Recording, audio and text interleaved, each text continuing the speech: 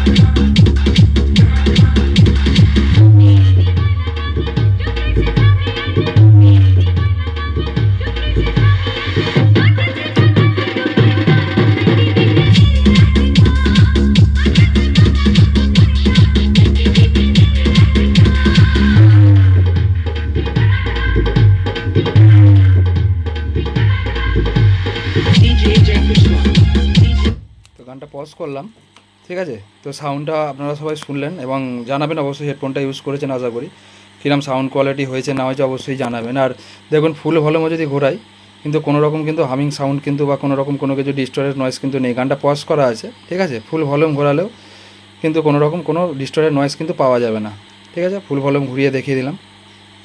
আর অবশ্যই ভেতরের লুকটা দেখাচ্ছি, দেখুন ভেতরের লুকটা হচ্ছে, এটা হচ্ছে যে অ্যাম্প্লিফায়ারটা মডিফিকেশানে ছিল সেই অ্যাম্প্লিফায়ারের বোর্ডটাই এতে লাগানো আছে, ঠিক আছে।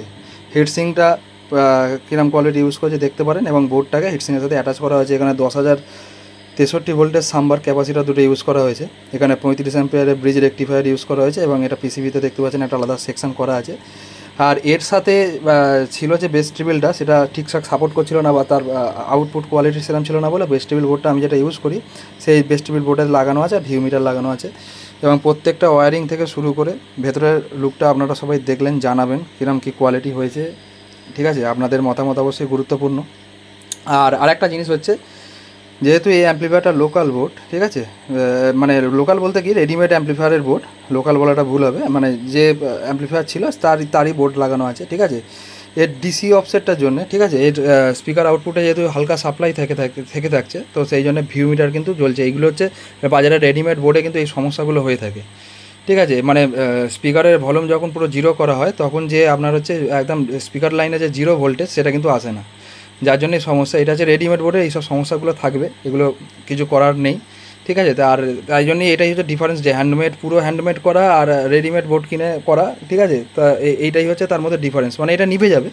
দেখলেন যেমন ভিউ মিটার এখন পুরো জিরো হয়ে আছে, এটা পুরো জিরো হয়ে যাবে আস্তে আস্তে। ডিসি অফসেটটা যখন কারেক্ট হবে, ওটা ডিসি অফসেটটা যখন ম্যাচ হবে তখন এটা জিরো হয়ে যাবে। এটা নিয়ে সমস্যার কিছু নেই, এটা বিশাল বড় ইস্যু কিছু না, ঠিক আছে।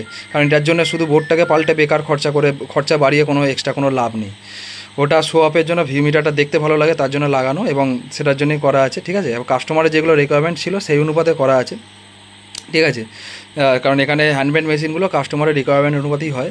আর সাউন্ড অবশ্যই শোনালাম, আর ট্রান্সফর্মারটা আর আপনার যে ড্রাইভার বোর্ডটা, ঠিক আছে, আর ফ্যান এগুলো কাস্টমারের ছিল, বাকি সব লাগানো হয়েছে, ঠিক আছে, চেঞ্জ হয়েছে।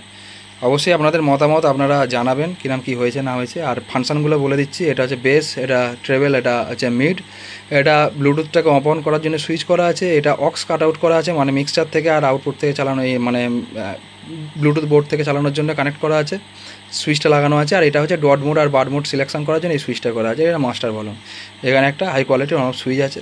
পুরো লুকটা দেখিয়ে দিলাম, ঠিক আছে। ভেতরের লুক আরেকবার দেখিয়ে দিচ্ছি, ঠিক আছে।